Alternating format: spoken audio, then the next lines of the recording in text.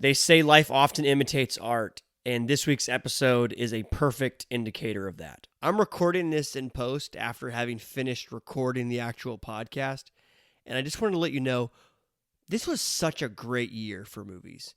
2022 had some incredible, passionate, creative, and really well-made films. And we originally sought out to make a 45-minute podcast breaking down what we thought were three of the best movies of this past year. But as we started to break down these movies, it became glaringly obvious that we couldn't do just 45 minutes for these three films. We wanted to dedicate them in just one complete episode. So instead of robbing you of the opportunity to break down these episodes with us, we're going to do things a little bit differently by breaking down this episode into smaller consumable pieces. Too many movies to break down and so little time. Welcome to part one of the Oscars recap. In today's culture, we are constantly inundated with the negative, and we're forced to talk about the things that we hate. So let's flip the script, and let's talk about the things that we love. We love TV and film. So join two dudes as we break down our favorite movies and how they relate to life. Welcome to the Minivan Movie Club. Let's go! Welcome back to another Minivan Movie Club episode. I am hanging out with the Bearded Boy Wonder. What's up, guys? Nick Whigham, how are you, buddy? I'm doing great. Awesome. And I am the driver of the minivan, Brett Gray. Hanging out this past weekend was the Oscars. The big show. No big slaps, but it was a big show. It slapped, though. It slapped. It had its moments. It had its moments. There were some human moments. There were some woke moments. And there always are. What'd you think of this year's show? I think we got some really authentic, good speeches that were enjoyable from an audience perspective, to see some really deserving actors who have had long careers of being phenomenal get some awards. And then I thought that there was some people that took the time in their speeches to just talk way too much. As a whole, Ricky Gervais really hit on it when he was hosting the Oscars a few years ago. People generally don't really want to be preached at. We're there because we enjoyed your movies. That's why we're watching the Oscars. We don't need you to give us lessons on how to be better humans, because we've usually gotten some of those lessons just from watching your films. This year, I think there were quite a few really well-made and deserving films. I think what we'd like to do today is spend just a little bit of time talking about three movies that we really enjoyed that were nominated for Best Picture, two of which over the Oscars season had phenomenal runs. The darlings of the night. Really, really special. But then also one that we thought was kind of maybe a darling from the year that didn't get its flowers. So we'd like to give some flowers to that. So what we're going to do today, a little bit different. Instead of breaking down just one film, we're going to kind of briefly run through three of the best films. And we're going to start off with All Is Quiet on the Western Front. Yes, this is a comedy that you will all enjoy. You will all enjoy. If you want to laugh with your kids, you can sit down with them and whatnot. I'm kidding. You do not want to watch this with anyone that's under the age of probably 16. This is a very dark and gritty war film told from the perspective of the German army in World War I. And it's not something that you want to spend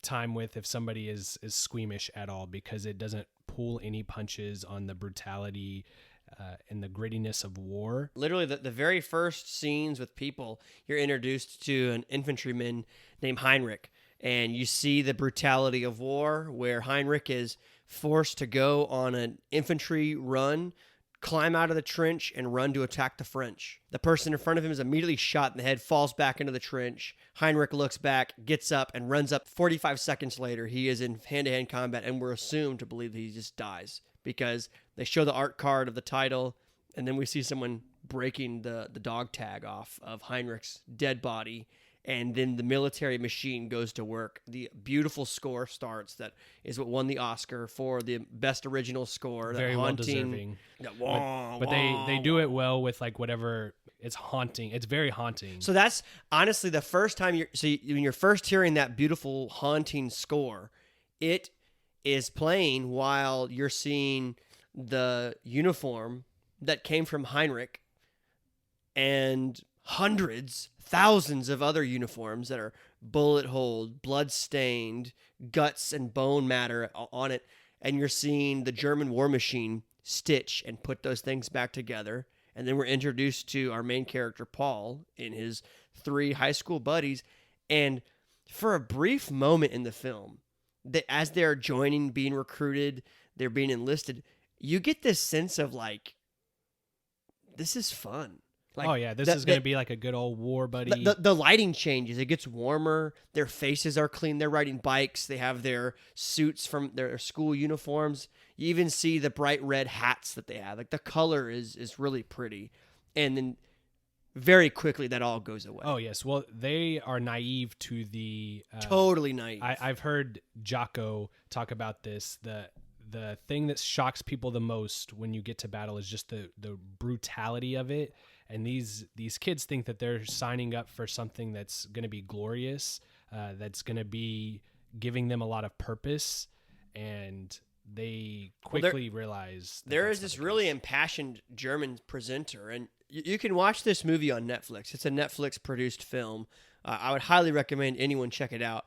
Really cool. You can watch this in German with English subtitles. You can watch it in English. There's a couple different options. So if you're not someone that wants to watch a foreign film with subtitles, that's okay. You can still watch it. But they have several moments where German leaders are giving these really impassioned speeches. And then we see the students or we see the soldiers having to respond to that. It's a very clear theme here throughout the entire film is this juxtaposition between the leaders making decisions in war and then the soldiers having to deal with the consequences. Paul and his 3 buddies, they show up to the front line, ready to see the spoils and pillages of war. And on the first day, they are immediately thrown into pits of the front line trenches. There is trench foot with the mud and the rain. They are immediately bailing out water out of the trench. There's bombs. They have to go and retreat into a bomb shelter, which collapses on them from a bomb. And at this moment, everything changes because Paul's face emerges black and red from soot and dirt. And we are immediately, it's like a spiritual, metaphorical rebirth. We're like, the old Paul is gone. This person who has risen, he looks dead. He looks like a zombie. It's like the opposite of the Batman, where he like goes into the water and he comes out clean. It's like Paul goes into the mud and like he's instantly transformed from this like pristine, pure boy to a gritty war veteran. It is, I mean, and it's like an anti-baptism. Yes. Like, you are immediately submerged into the fire, and unlike a baptism where you arise clean, here you are now stained permanently. And he's stained, and you see throughout the rest of the film, it's a clear thing of using visual makeup on Paul's face to show like the degradation of war. Shortly after this bomb, things go awry, and one of Paul's friends is immediately killed. And we're like, wow, this is day freaking 1, and somebody's been killed. We fast forward 18 months as the friends are still in the war, and we're starting to get towards the end of the war. The plot line starts to thicken, where now we move away from the battlefield and into what is going to become an armistice, a negotiation for truce and a German ceasefire. surrender, essentially. Yep. And so it's on the Western Front, which is the battle that took place between Germany and France. So you're right on that border. They're shipping in more and more youth, and more Germans are dying, and they're realizing that this isn't a sustainable war for them. And so they're having to swallow their pride and come in and try to get a truce, and it's quickly realized that they don't have any wiggle room. There's no negotiating for the Germans. They're either going to surrender or they're going to die, and you quickly see the battle that's within the leadership as far as party lines, because the guy leading the front, the Western Front, he's very much we have to conquer, we have to be prideful for Germany. And you have a diplomat who's ready to sign the armistice because he wants to preserve as much life, because it doesn't matter if you win the war if nobody's there to celebrate and be there in your country. while they are negotiating and preparing to negotiate from the German and French leadership in this train car, we then go back to the front. A battalion attack happens where we're trying to advance, and suddenly tanks show up. And it's this very scary, like, it truly, part of tank warfare actually isn't as efficient as it is just like humiliating. It breaks your spirit. It's devastating. And in the movie, you feel it. Like, you feel this emergence of this technology. And as these German soldiers are retreating, they're freaking out. They're scared. They're running away. They look back. And not only do we have tanks, we now have flamethrowers. And this is the emergence of technology where so much of the German strategy in both World War I and World War II was built on, this very formidable offense, having a very tight and strategic offense that if you could break through it, it would become very brittle and very difficult to, overcome itself. However, at this point in World War I, you're now starting to get a lot more support from other places like the U.S. And so the French are getting a lot of resources and manpower from other places across the world to really attack this front. And you experience it. And again, there is this really bizarre thing that happens in this movie. I don't know if you picked up on it. You watched it a little bit after me. We know what happened in this war. We studied it. We know who wins. So and we the whole time you're watching this, you're not like, we're not like German sympathizers. Yeah, you're not. You're not cheering for. And the victory. movie doesn't present it in that way. No, but you do see the like failed predicament that Paul and his friends have been put in. Well, you see that it's not a war that they started, nor that they understood until they were there in the grittiness. They were there, and they're just part of this machine. We see Heinrich in the very first scene get destroyed, and now we're back seeing the same thing happen again. So this is just one story of people, countless people that have been just rickrolled by this war, of being thrown to the front line for slaughter. It is your turn. It is your time to die. And we do get a little bit of like levity moments in the movie. It's not all just grim and dark. We do have some levity moments where the men get away from the front line and they have a goose for dinner and they act like they're eating like kings. Oh yes, you get like the locker room, the brotherhood sense, and so I appreciated that. And I think we also have the privilege of having seen 1917, which came out in 2019, which is told from the English side of World War I. So you've seen that grittiness, and there's a lot of really similar images as far as the trench warfare, the dirtiness of the soldier.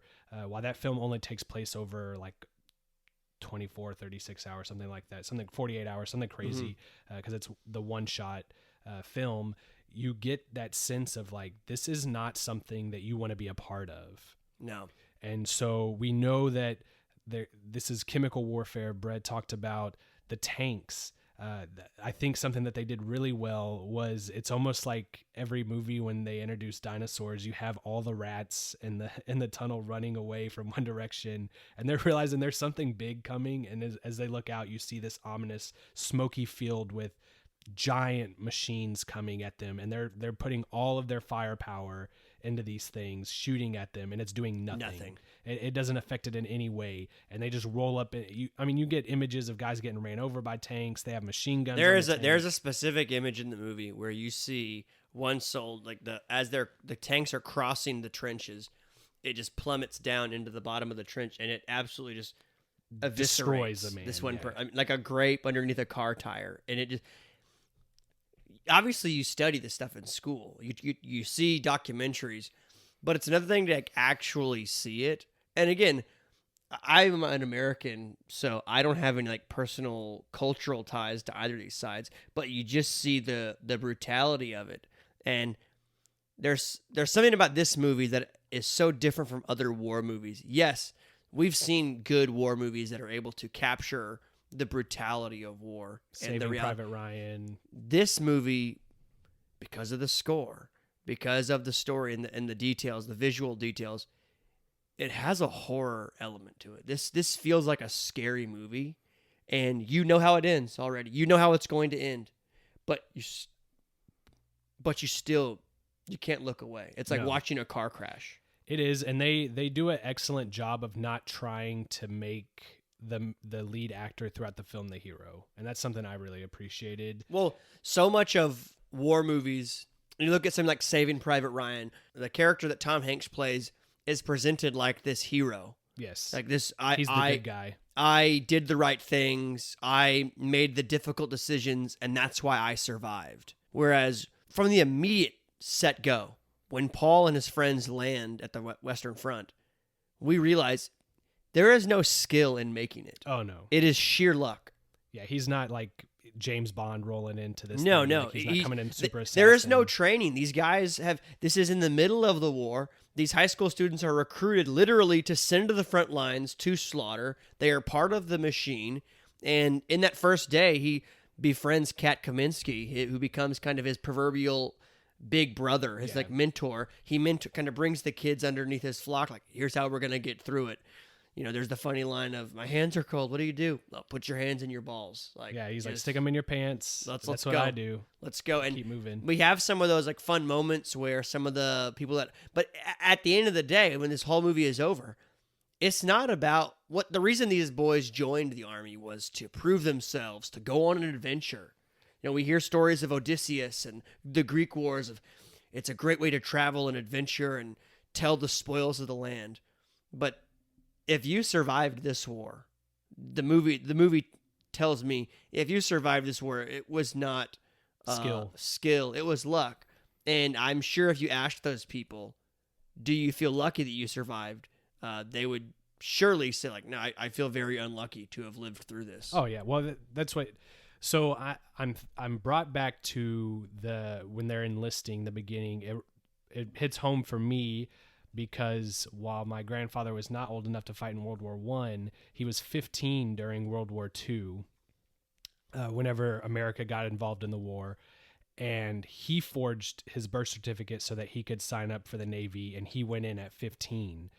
And so you see these young boys because they want to be heroes. They don't want to be left behind. That's something that we've seen a lot in World War II movies where these guys, you don't want to be the one guy that's left back here that didn't serve and do his part, because you have what you're being told is a very clear enemy and why you're fighting these wars.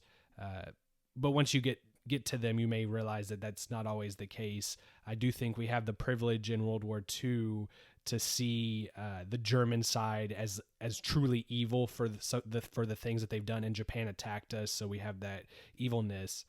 But for most people in most wars, you're enlisted and you're going off to fight this war, and you're just fighting some other guy who was enlisted, and nobody's really gaining anything, especially in this trench warfare where they're fighting over, 200 feet of ground, and they're just kind of changing it back and forth. There's a scene in the movie where one of the lead actor's friends from school, he cuts off a picture of a woman, and he brings it with him. He sticks it in the trench, and you see that image later on in a trench that's controlled by the French, and you realize that they've just been fighting over like 200 feet of land this whole time, and everybody's dying.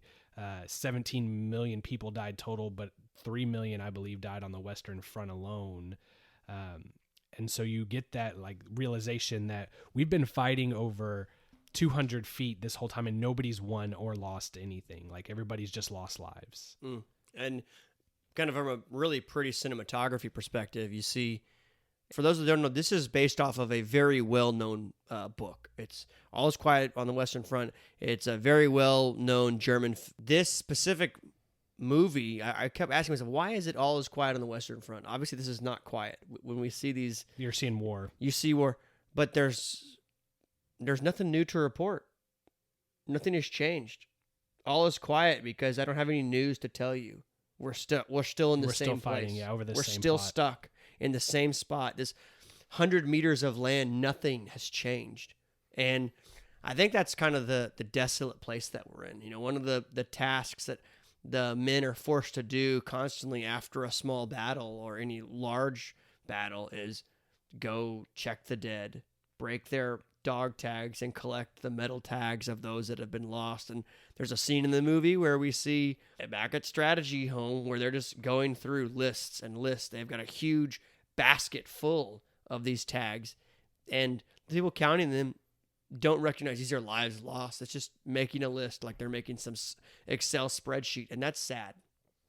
Then at the very end of the movie, we are very shocked by Kat Kaminsky's death on the day the armistice has already been agreed to. A common thread throughout the film is the soldiers talking about how hungry they are, how underfed they are. And every time that they show the soldiers struggling to find food, they switch it to the diplomats, and they're always snacking on some sort of like bread, luscious fresh fruit, meal. fresh They're croissants. Drinking alcohol, and they're having a good meal. And so he talks about how they're going to be starving when they get back home, to not put so many restrictions on them. And we know that is part of what led to the animosity that was that Hitler was able to capture whenever he came up. This gives way to Nazism. And the actor that plays the diplomat for the MCU nerds is Zemo. Zemo shows up, and he does a fantastic job. I love seeing him. He was fantastic in Falcon and the Winter Soldier. I'd love seeing him get some more screen time. He said personally, outside of this, when he found out that this book was being made into a movie, he knew, I need to be a part of this. And he does a great job with some really human moments where he talks about, why do we need to wait to the 11th month, the 11th day, the 11th hour to pronounce this armistice? Thousands of people will die. And in between the actual signing of the armistice and the 11th hour of the 11th day of the 11th month where this goes final, 3,000 more lives were lost on both sides. So I don't know about you, but after it was signed, if I'm the lead actor and they're telling me we're going back out there, I'm hiding in some building. I would be like, you're not seeing me until after 11 o'clock. So that is, I think, a very important choice. And I don't know if this is from the book or if it's something that they did specifically, like creative license for the story. Kat Kaminsky dies. And then R.I.P. It's sad, literally. It's the day of the armistice, and he gets shot. I don't know about you, but when I'm watching the whole story unfold, I'm thinking, how is this guy going to go back home and live a life after seeing everybody die the way that we're left with? Paul just devastated. They go to the announcement of the Western Front general. He says, we can go back heroes, but first we need to do this one last thing. Otherwise, you'll go home cowards. People will look at you as weaklings that tucked your tail. Go home heroes. Yeah, go in and take that trench back. And so this is 15 minutes before there is a moment where you see his face. You see Paul's face. And he asks, what time is it? Totally straight-faced. They say 15 minutes left. 15 minutes to the armistice, and he puts his knife on his gun, and it's like he has decided he is just done. Whether he has no regard for his life, he's just done. So when he goes into this fight, the only thing he does of any care or concern is protect this other young kid. We don't get a name. We see him just protect this. He's kid. A fresh-faced, just hopped got off busted the truck. In. Yeah, he just got there. And he's trying to keep him alive because he still has that naivety. He hasn't been on the front lines for 18 months like Paul has. And after a scuffle in the French trenches, he falls into a foxhole face to face with a Frenchman. And you can see the look on both of their faces is like, I don't want to do this. I just want to go home. And from the dark catacombs behind him, someone just pierces him, stabs him through the back, right through the heart. And the two Frenchmen vanish. And it's dark in this foxhole. Paul looks out, gasp. We know now he's going to die. There's no recovery from this lethal stab wound. And as he emerges from the dark into the light, he expires. And all is quiet on the Western Front. It's a really dark movie. I think one of the saddest things of the movie, and I'm curious if you picked up on this, the last scenes before they go to some cutaway text, just giving some backstory to the war, is that little soldier that he was attempting to rescue, the red-haired soldier, and he starts doing what other soldiers have done throughout the movie of gathering dog tags. He goes around and collects 1, 2, and he gets to Paul's body and he looks and he sees him. He sees, this is the guy that was trying to save me. He sees a handkerchief in his hand, which is a very key part of the brotherhood that they all shared. He wraps it around his neck. He gets up and he leaves. He doesn't take his tag. He never took his tag. Yeah. It's sad because Paul's family will never know what happened to him. He's just a forgotten face. Yeah, he's probably buried in a mass grave somewhere. Some mass grave that we've seen throughout the movie. And also sad that the characters you probably care most about in this movie are Paul and Kat. And Paul is carrying Kat's tag. So nobody knows what happens to both. Both of these families have just been erased. The men that happened, the things that they did, the people that they saved, or the atrocities that happened to and around them are just chalked up to the war machine. It's a really good movie. It's scary for a multitude of reasons. I was really happy that I watched it. I know there'll be people that say, I don't want to watch foreign films. If you're a war movie buff and you live for war movies, I highly, highly recommend this film. A lot of war movies try to be anti-war movies. You look at things like Jarhead, where you are seeing the ugly parts of PTSD. You look at like American Sniper. It talks about the negative things that happen to people. But there's a strong statistic that shows that in the U.S., sometimes war movies have a positive impact on recruitments, where a war movie comes out and then enlistments and recruitments into the armed forces become a thing. This movie, I think, paints it very clearly, without being a German sympathizing film, like how wars are just sucky. Yes, and how they're brutal. It's not trying to glorify war in any way. It's not glorified at all. And it doesn't follow the trope of like, hey, let's tell a goofy story. Like, I think 1917 and Saving Private Ryan are good examples of kind of these exacerbated stories. Hero stories. The ending has a Hollywood ending where like, oh, they make it to fulfill the quest. The video game final boss achievement has been unlocked. Here, Paul dies. And it hurts. It hurts you when he gets pierced. But you're like, yeah, why wouldn't he die? That's realistic. Everybody else we've known and seen has died. There's nothing special about him. He's just in the wrong place at the wrong time, and he's going to die. He dies 7 seconds before the armistice is announced, and everybody ceases fire. Cease fire. And it's heartbreaking. That is the dark reality of war, and this film does not try to hide from it, and that's something that I really appreciated. Yeah, it's definitely up there for me. This sounds maybe a bit too soon to say, but I really think of this as like an all-timer war film. This movie was made for $20 million. You Yes. pointed that out to me. It is incredibly efficient and effective with that budget. The size of the sets, the cinematography, it deserved all the flowers that it got. But before we get to one of the other movies, what was your Minivan rating on this one? I would have to give this film 9 out of 10 minivans. I think it is a phenomenal war film. I think it's a film that I will watch again in the future.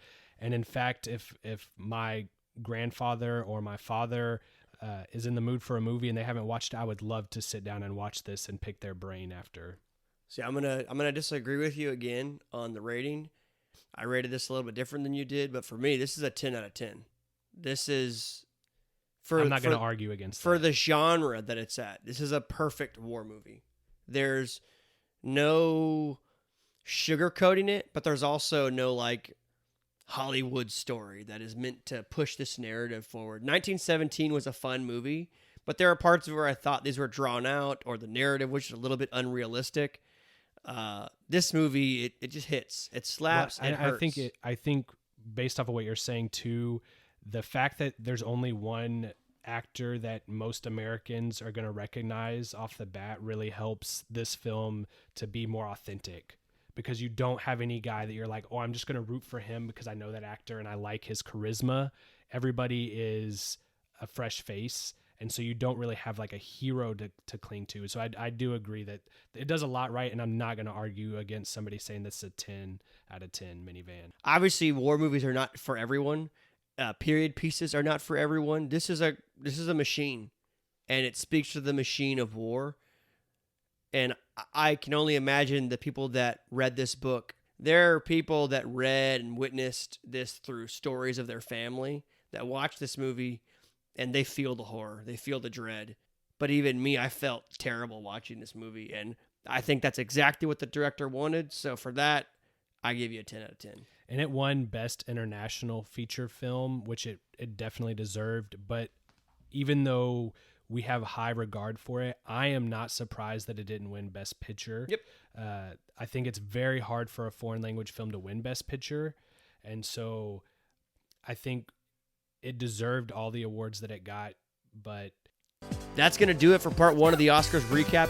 Don't undo that seatbelt just yet. Keep on riding with us, and we'll see you in part 2.